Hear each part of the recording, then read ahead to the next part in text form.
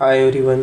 आज मैं डिस्कस करने जा रहा हूँ कि मैंने क्या क्या मिस्टेक्स किया जिसके कारण मेरा 11th एंड 12th में सिलेक्शन नहीं हो पाया।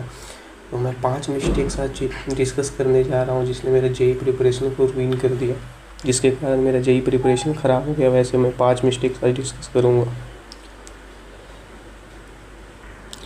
Mistake number 1, not making notes daily. मैं क्लासेस करता था लेकिन क्लास के बाद तुरंत नोट्स नहीं बनाता था। मुझे लगता था कि मैं पीडीएफ से पढ़ लूँगा या फिर ऐसे पढ़ लूँगा, और उसके बाद मैं नोट्स बनाता नहीं था, जिसके कारण उसमें मुझे रिवीजन करने में बहुत दिक्कत होता था।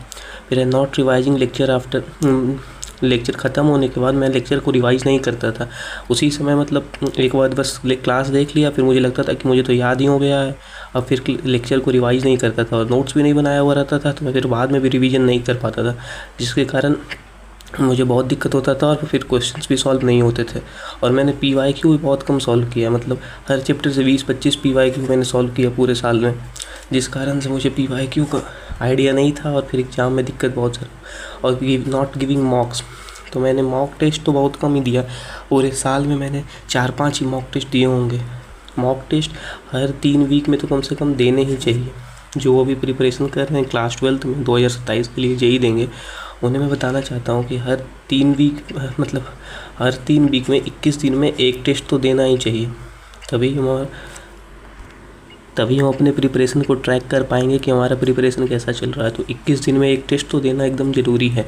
और मैंने टेस्ट भी बहुत कम दिया और फिर धीरे धीरे करते हुए मेरा बैकलॉग हो गया, और बैकलॉग को ख़त्म करना बहुत ज़रूरी। बैकलॉग होना ही नहीं चाहिए, बैकलॉग के कारण सब खराब हो जाता है।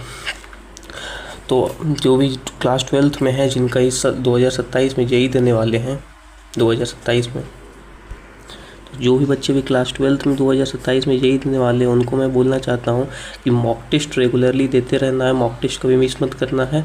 और नोट्स क्लास के बाद बनाना बहुत ज़रूरी है। नोट्स नहीं बनाइएगा तो फिर आप किससे रिवाइज करिएगा ये पता नहीं चलेगा, तो फिर रिवीजन में बहुत प्रॉब्लम होता है और उसके कारण सब कुछ ख़राब हो जाएगा। तो नोट्स बनाना क्लास के बाद बहुत ज़रूरी है, और पीवाईक्यू बनाना भी बहुत ज़रूरी है। एटलीस्ट हर चैप्टर के बाद 100+ पीवाईक्यू तो आपको बनाना ही चाहिए।